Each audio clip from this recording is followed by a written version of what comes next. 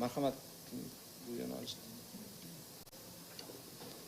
Taksi deganda biz bugungi kunda prezidentimizning qarorlari bor. 2006-yilda ular faqat yuridik shaxs orqali bo'lishi kerak. Har kuni tibbiy ko'rikdan ham texnik ko'rikdan o'tish kerak bo'lgan.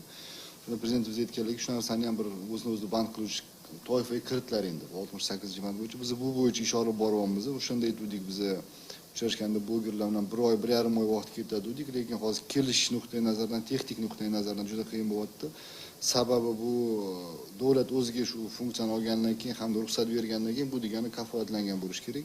Lekin asosiy prinsiplar shundan iborat bo'lyaptiki, shu o'zini band qilgan odamga biz imkoniyat yaratib berishimiz shart. Bu narsa to'g'risida prezident bilan gapirdi hamda hukumat ham bu narsani qo'llab-quvvatlayapti. Lekin ayrim talablari bor. Birinchi talablaridan biri bu albatta shu agregatorlik ulangan bo'lishi kerak. Agar siz taksida ketayotgan bo'lsangiz, o'zini band qilayotgan bo'lsa ham, siz kim bilan ketayotganingizni bilishingiz shart. Ikkinchidan bu texnik ko'rikdan har 3 oydan har 6 oyda o'tish kerak. Bu narsani biz hozir transport vazirligi bilan muhokama qilyapmiz hamda sog'liqni saqlash nuqtai nazaridan sog'liqni saqlash vazirligi bilan bu shu odam har kunimi, har haftami, 10 kunda bir yoki 1 oyda bir marta ham chuqur bir shu medosmotrdan o'tish normalarini ko'rsatyapti. Bundan tashqari bir ikkita masalalar bor, buni ham hal qilishimiz.